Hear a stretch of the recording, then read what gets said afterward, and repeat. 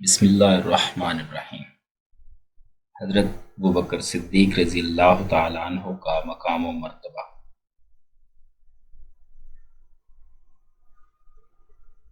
یوں تو سارے ہی صحابہ کرام رضوان اللہ تعالیٰ افضل و محترم ہیں، جیسا کہ صحیح بخاری میں حضرت ابو سعید خدری رضی اللہ تعالیٰ عنہ کی روایت ہے کہ آپ صلی اللہ علیہ وسلم فرماتے ہیں، میرے صحابہ کو برا بھلا مت کہو، اگر تم میں سے کوئی ایک احد پہاڑ کے برابر سونا بھی خرچ کرے تب بھی میرے صحابہ کے مد کے اور نہ ہی نصف کے برابر پہنچ سکتا ہے۔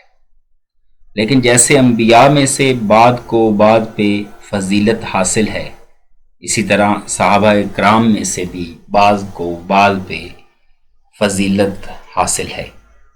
حضرت ابوبکر صدیق رضی اللہ تعالی عنہ تمام صحابہ کرام رضوان اللہ تعالی علیہم اجمعین میں سب سے زیادہ عالم اور ذکی تھے۔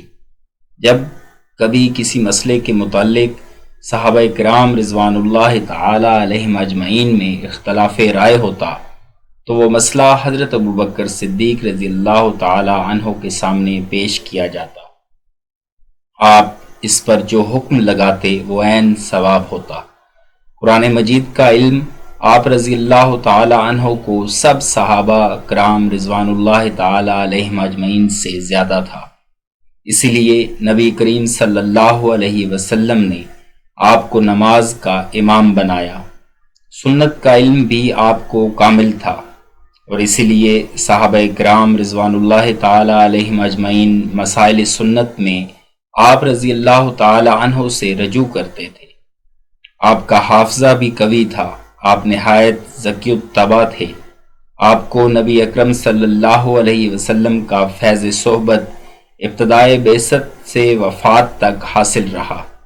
زمانۂ خلافت میں جب کوئی معاملہ پیش آتا تو قرآن مجید میں اس مسئلے کو تلاش فرماتے، اگر قرآن میں نہ ملتا تو نبی اکرم صلی اللہ علیہ وسلم کے قول و فعل کے مطابق فیصلہ کرتے۔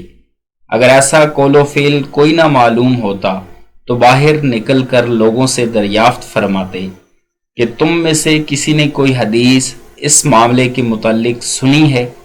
اگر کوئی صحابہ ایسی حدیث بیان نہ فرماتے تو آپ جلیل القدر صحابہ رضی اللہ تعالی علیہم اجمعین کو جمع فرماتے اور ان کی کثرت رائے کے موافق فیصلہ صادر فرماتے۔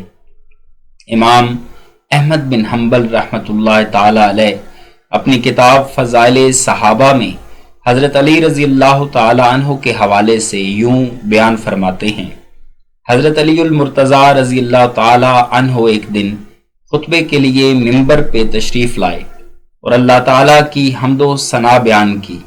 اس کے بعد ارشاد فرمایا کہ بے شک لوگوں میں سے رسول اللہ صلی اللہ علیہ وسلم کے بعد سب سے افضل سیدنا ابوبکر صدیق رضی اللہ تعالی عنہ کی ذات گرامی ہے۔